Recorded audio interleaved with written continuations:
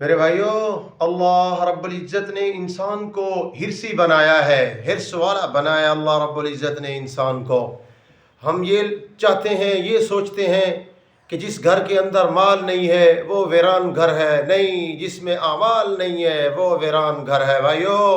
بھائیوں، اپنے گھروں کو اعمال سے اپنے گھروں کو آباد کرو، مال سے نہیں۔ میرے بھائیوں، ہمارے اندر اتنا ہرس ہونا چاہیے کہ مقابلہ لگائیں میرے بھائیوں، کہ میں قرآن کا حافظ ہوں، دیکھتا ہوں میں آج کتنے سپارے پڑھتا ہوں، آپ کتنے سپارے پڑھتے ہیں۔ گھر میں باپ قرآن پڑھنے والا ہو، ماں قرآن پڑھنے والی ہو، بہن قرآن پڑھنے والی ہو، بیٹی قرآن پڑھنے والی ہو، بیٹے قرآن پڑھنے والے ہو۔ میرے بھائیوں، اپنے گھروں کو مال سے آباد نہیں کرو، اعمال سے آباد کرو۔ میرے بھائیوں، میرے حبیب کریم صلی اللہ علیہ وسلم نے فرمایا، جو بندہ ڈیلی 1000 مرتبہ لا الہ الا اللہ، لا الہ الا اللہ، اللہ کا ذکر کرتا ہے، مرنے کے بعد جب اس کو اٹھایا جائے گا قرب قیامت میں، تو اس کا چہرہ 14ویں رات کی طرح چمک رہا ہوگا۔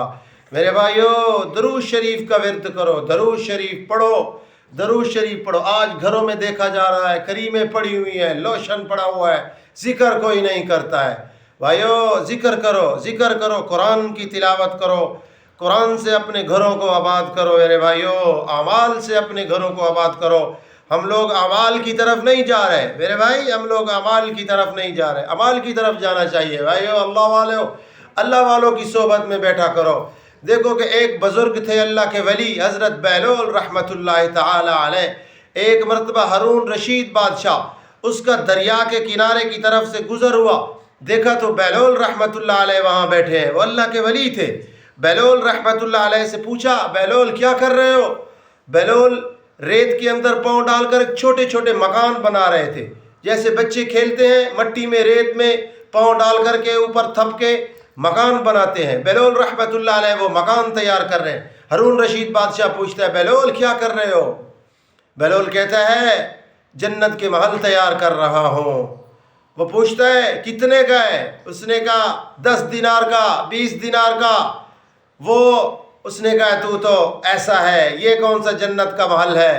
تھوڑی دیر کے بعد ملکہ زبیدہ، اس کی بیوی ہارون رشید بادشاہ کی، وہاں سے گزرتی ہے۔ وہ پوچھتی ہے، بہلول کیا کر رہے ہو؟ بہلول کہتا ہے، جنت کے محل تیار کر رہا ہوں۔